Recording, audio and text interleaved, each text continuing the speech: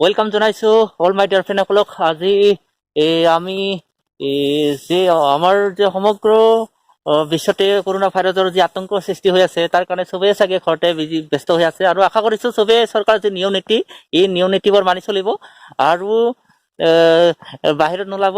ঘৰতে যি আপোনালোকৰ বাৰী বস্তিবিলাক আছে চাফ চিকুণ কৰিব বা যি আপোনাৰ কাম কাজ আছে কিছু কৰিব পাৰে।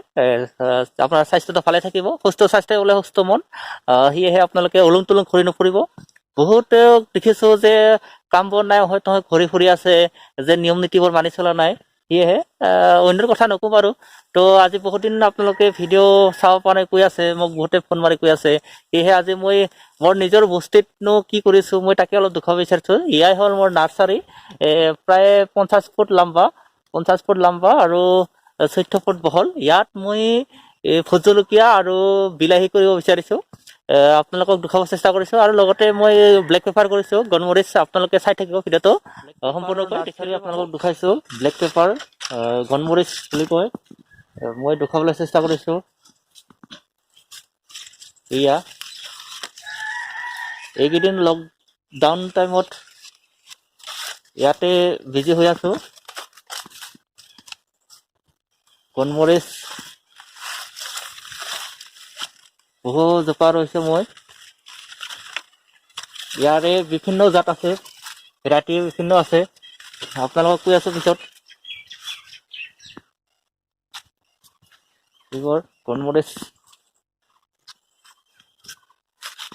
বিভিন্ন ভেৰাইটি আছে। পাতটো সৰু সৰু হয়, এইটো ভেৰাইটি বেলেগ হয়।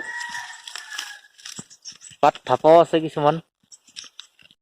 প্ৰায় এইয়া ব্লেক পেপাৰ, কিটো জাত ৰুলে বেছি ভাল, কিটো জাত লাগন বেছি, লাগন কম, এইবোৰ মই পিছত কৈ আছো আপোনালোকক নেক্সট ভিডিঅ'ত।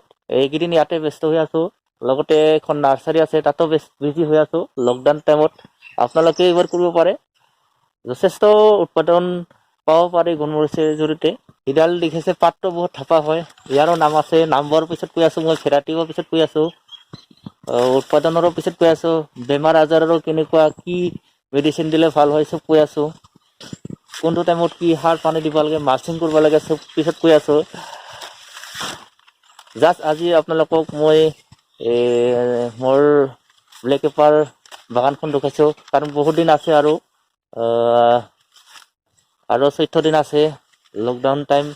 তো এইকেইদিন ইয়াতে বিজি হৈ আছো। তো আপোনালোকেও নিজৰ বাৰী বস্তিত কাম কৰিব পাৰে, চাফ চিকুণ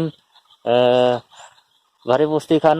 লগতে বহুত ধৰণৰ পুৰণীয়া কামবিলাক আছে গাঁৱৰ মানুহবিলাকৰ, তেনেকুৱা কামবিলাক কৰি থাকিব পাৰে। ঘৰতে এনেই বহি থকাতকৈ, ওলং তোলংকৈ ঘূৰি ফুৰাতকৈ এইবোৰ যাতে কৰি থাকে, নিজকে স্বাস্থ্যটো ভাল লাগিব, মনটো ভাল লাগিব। মন সুস্থ স্বাস্থ্য বোলে সুস্থ মন, স্বাস্থ্যটো ভাল থাকিলেহে মনটো ভালে থাকিব। এডভান্স গ্ৰীণ হাউচ বুলি কয় এইটো। ইয়াত বিভিন্ন খেতি কৰি শাক পাচলি খাব পাৰি, লগতে ভোট জলকীয়া আৰু বিলাহী এডভান্স কৰিলে বেছি ভাল হয়। এইবাৰ কৰিম বুলি ভাবিছো। আপোনালোক এইকেইদিন ইয়াতে বিজি হৈ আছো, আপোনালোকক নিশ্চয় দিহা পৰামৰ্শ দিব চেষ্টা কৰিম পিছলৈ। ভিডিঅ'বিলাক চাই থাকিব, ভাল লাগিলে লাইক আৰু কমেণ্ট শ্বেয়াৰ ছাবস্ক্ৰাইব কৰিবলৈ একদমেই নাপাহৰিব।